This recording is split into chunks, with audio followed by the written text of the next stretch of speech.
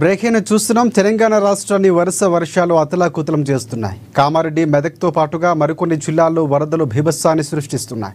ఎక్కడికక్కడ జనజీవనం స్తంభించిపోయి అష్ట కష్టాలు పడుతున్నారు జనం. ఇక అన్నదాత పరిస్థితి అగమ్య గోచరంగా తయారైంది. వేసిన పంట అంతా వరద తాకిడికి కొట్టుకుపోతుంది. ఈ నేపథ్యంలోనే ముఖ్యమంత్రి రేవంత్ రెడ్డి రాష్ట్రంలో భారీ వర్షాలు వరదలపై కాసేపట్లో ఆయన నివాసంలో సమీక్షా సమావేశం నిర్వహించబోతున్నారు.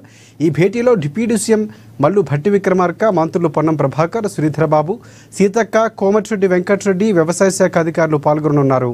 వరదల వల్ల ఆస్తి నష్టం, ప్రాణ నష్టంపై సీఎం అధికారులను అడిగి తెలుసుకోబోతున్నారు. అదేవిధంగా వరద ప్రభావిత జిల్లాల్లో పర్యటిస్తున్న మంత్రులను ఉద్దేశించి కూడా ఫీడ్బ్యాక్ తీసుకోబోతున్నట్లుగా తెలుస్తోంది. అసలు వరదల నష్టంపై అధికారులు ఇచ్చిన నివేదికను ఈ సమీక్షలో చర్చించి రిపోర్టుల ఆధారంగా కేంద్ర ప్రభుత్వానికి పంపించబోతున్నట్లుగా సమాచారం.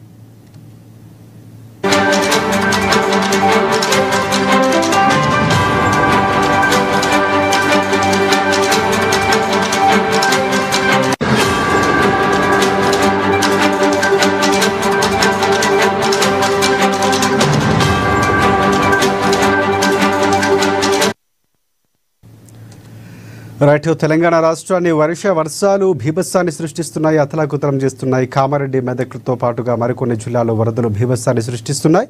ఎక్కడికక్కడ జనజీవనం స్తంభించిపోయి అష్ట కష్టాలు పడుతున్నారు జనం. ఇక అన్నదాత పరిస్థితి అగమ్య గోచరంగా తయారైంది. వేసిన పంట అంతా వరద తాకిడికి కొట్టుకుపోతోంది.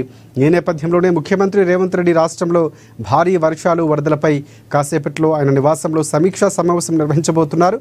ఈ భేటీలో డిప్యూటీ సీఎం మల్లు భట్టి విక్రమార్క, మంత్రులు పొన్నం ప్రభాకర్, శ్రీధరబాబు, సీతక్క, కోమటిరెడ్డి వెంకటరెడ్డి, వ్యవసాయ శాఖ అధికారులు పాల్గొనున్నారు. వరదల వల్ల ఆస్తి, పంట, ప్రాణ నష్టంపై సీఎం అధికారులను అడిగి తెలుసుకోనున్నారు.